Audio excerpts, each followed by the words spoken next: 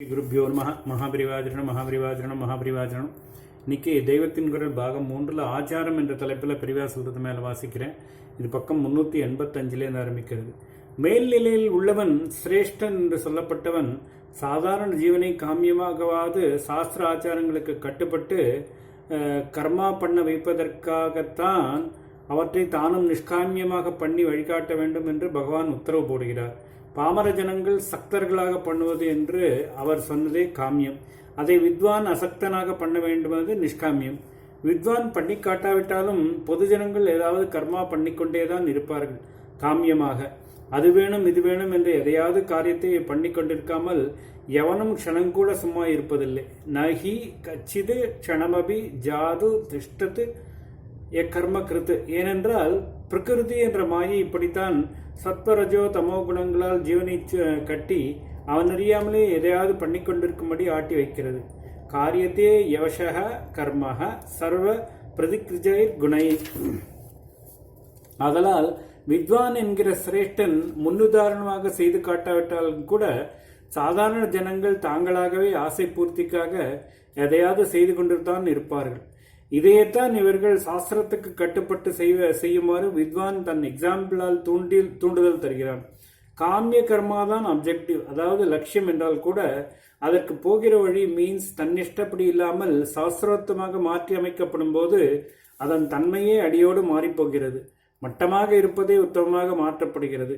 இச்சா பூர்த்திக்காகவே பண்ணுவதென்கிற போதும் சாஸ்திர கர்மா என்றால் இத்தனை மணிக்கு எழுந்திருக்க வேண்டும், ஸ்நானம் பண்ண வேண்டும், சத்துவமாக என்ன ஆகாரம் தான் இத்தனை மணிக்கு அப்புறம் சாப்பிட வேண்டும், வேர்க்க விறுவிறுக்க ஹோமம் பண்ண வேண்டும், மணியடிக்க வேண்டும் என்றெல்லாம் எத்தனை கட்டுப்பாடுகள் இருக்கின்றன. இதையெல்லாம் சாஸ்திரோக்தம் இல்லாமல் தன்னிஷ்டப்படி செய்யும் போது இல்லை அல்லவா? நெறியில்லாமல் செய்வதாலேயே ஆசையும் அழுக்கும் அதிகமாகின்றன. அதையே நெறியோடு செய்தால் சாந்தியும் சுத்தியும் ஏற்பட ஆரம்பிக்கின்றன. தன்னிஷ்டப்படியே செய்யும் போது அகங்காரம்தான் அதிகமாகிறது. பயபக்திக்கு அங்கே இடமே இல்லை. சாஸ்திர கர்மாவினால் இஷ்டபலனை தருபவனும் ஒரு ஈஸ்வரன் தான் என்று காட்டி அவனை பிரார்த்தித்து அவனுக்கு அடங்கிய காமியமானதை கேட்டு பெற செய்யும் போது பயபக்தி உண்டாகி இவனை சுத்தி செய்கிறது. சர்க்கரை பூசிய மாத்திரை. காமிய பலனுக்காகவே சாஸ்திர கர்மாவை காட்டி ஜீவனை நல்ல வழியில் தாஜா பண்ணி கொண்டு வருவதற்கு சுகர் கோட்டட் பில்ஸ், சர்க்கரை தடவிய மாத்திரை உதாரணமாக சொல்லலாம். இஷ்ட பலன்தான் சர்க்கரை மாதிரி ஜீவனுக்கு தித்திக்கிறது. அவன் குழந்தையை போல அறியாதவனாயிருக்கிறான். சர்க்கரை உடம்புக்கு சூடு என்று குழந்தைக்கு தெரியாதது போல இந்த ஐதீக சௌக்கியங்கள் ஆத்மாவுக்கு கெடுது என்று அவனுக்கு தெரியவில்லை. சாஸ்திரக்காரர்களான ரிஷிகளுக்கு இந்த குழந்தையிடமும் கருணை. அதனால் அது கேட்கிற பெப்பர்மெண்ட்டை கொடுக்க நினைக்கிறார்கள். குழந்தை பெப்பர்மெண்ட் என்றே நினைத்தாலும் அது உள்ளுக்குள்ளேயே மருந்து. உள்ளே மருந்தை வைத்து மேலே சர்க்கரை பூசி இருக்கிறது. சூட்டை தணிக்கிற மருந்து சரக்கு உள்ளே நிறைய இருக்கிறது. மேலே மட்டும் கொஞ்சோண்டு சூடு பண்ணும் சர்க்கரை தடவி இருக்கிறது. இதுதான் சாஸ்திரோக்த கர்மா. இஷ்டபூர்த்தி என்று வெளியிலே தித்திப்பாக தெரிகிறது. உள்ளே இஷ்டமெல்லாம் கஷ்டம்தான் என்று புரிய வைத்து இஷ்டப்படி செய்யாமல் நல்ல நெறியில் கட்டுப்படுத்துகிற விவேக மருந்து இருக்கிறது. மருந்து இருப்பது தெரியாமல் தான் குழந்தை சாப்பிடுகிறது. அதனால் அது பலிக்காமல் போய்விடுமா என்ன? இன்னொன்று, காமிய கர்மாவைத்தான் பகவான் இங்கே செல்கிறார் என்றாலும் சாஸ்திரோத்தமாக பண்ண ஆரம்பிக்கும் போதே காமிய கர்மாக்களோடு நிஷ்காமியமாகும் சில காரியங்களை கொடுத்துத்தான் இருக்கிறது. சந்தியாவந்தனம் போன்றவற்றை பண்ணுவதால் காமியமாக என்ன லாபம் கிடைக்கும் என்று சொல்லி இருக்கவில்லை. இவற்றை பண்ணாவிட்டால் பாவம் தோஷம் என்று சொல்லி அதற்கு பயந்துதான் பண்ண வைத்திருக்கிறது. காமிய பலன் வேண்டும் என்ற ஆசையினால் அதற்கான சாஸ்திரோக்த கர்மாக்களை செய்யும் ஜீவன் அதோடு சொன்ன இந்த மாதிரி நிஷ்காமிய கர்மாக்கள் ஒன்றிரண்டையும் செய்கிறான். இது இவன் சித்தசுத்தியில் பக்குவப்படுவதற்கு மேலும் சகாயம் செய்கிறது. அன்று கண்ட அபிவிருத்தியும் இன்று காணும் சீரழிவும். இப்பொழுது சில சீர்திருத்தக்காரர்கள் சொல்வது பாமர ஜனங்கள் உட்பட எவருமே சாஸ்திரோக்த கர்மாக்களை பண்ணாமல் ஞானி மாதிரி தத்துவ விசாரம் பண்ணி கொண்டிருக்க வேண்டும் என்பது. பகவானும் சாஸ்திரங்களும் சொல்வதோ ஞானி கூட பாமரன் மாதிரி சாஸ்திர கர்மாவை பண்ணி ஆச்சார அனுஷ்டாதிகளை நடத்தி காட்ட வேண்டும் என்பது. எது சரி என்பதற்கு ஹிஸ்டரியும் யதார்த்தத்தையும் பார்த்தால் போதும். பகவான் சொன்னபடி செய்து கொண்டிருந்த வரையில் நம் தேசம் லோகத்துக்கே மாடலாக சத்திய தர்மங்களிலும் பக்தியிலும் ஞானத்திலும் கலாச்சார நாகரிகத்திலும் சமூகம் பூராவின் சீரான ஒழுங்கிலும் தலை சிறந்து இருந்திருப்பதை இஸ்ஸரி காட்டுகிறது.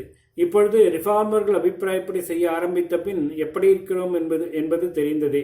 கீதை சொன்னபடி மேலே இருந்தவனும் கீழே இருக்கவனைப் போல செய்தி காட்டிக் கொண்டிருந்த வரையில் எல்லோரும் மேலே போனார்கள். இப்பொழுது கீழே இருக்கவனும் மேலே போய்விட்ட மாதிரி பாவித்துக் கொண்டிருப்பதில் எல்லோரும் அதல பாதாளத்திற்கு போய்கொண்டிருக்கிறோம்.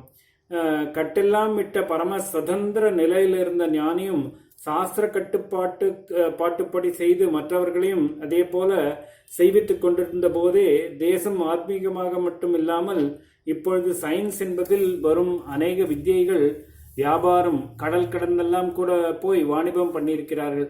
எல்லாவற்றிலும் உன்னதமாய் இருந்திருக்கிறது. லோகம் போய் ஆத்மா ஆத்மா என்று சொல்லிக்கொண்டு சயின்ஸிலும் பொருளாதாரத்திலும் நாம் பிற்பட்டு நின்றதாக சொல்வதற்கு கொஞ்சம் கூட ஆதாரம் இல்லை.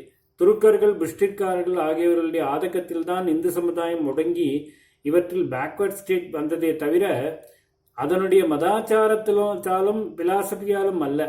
கட்டுப்பாட்டு இருந்தாலே சுத்தியாகக்கூடிய சாமானிய ஜனங்களையும் சுதந்திரம் என்று அழுத்து விட்டிருக்கும். இப்பொழுதோ எல்லாவற்றிலும் கீழேதான் போய்கொண்டிருக்கிறோம்.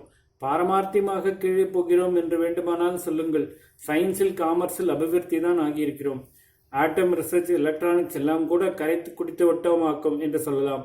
ஆனால் நம்முடைய மாரல் ஸ்டாண்டர்ட் கீழே போய்விட்டது என்று மற்ற தேசத்தார், இதுவரை நம் தேசத்தை தர்மபூமி என்று கொண்டாடி கொண்டிருந்தவர்கள் அபிப்பிராயப்பட ஆரம்பித்த பின் இவற்றில் நாம் முன்னேறி என்ன பிரயோஜனம்?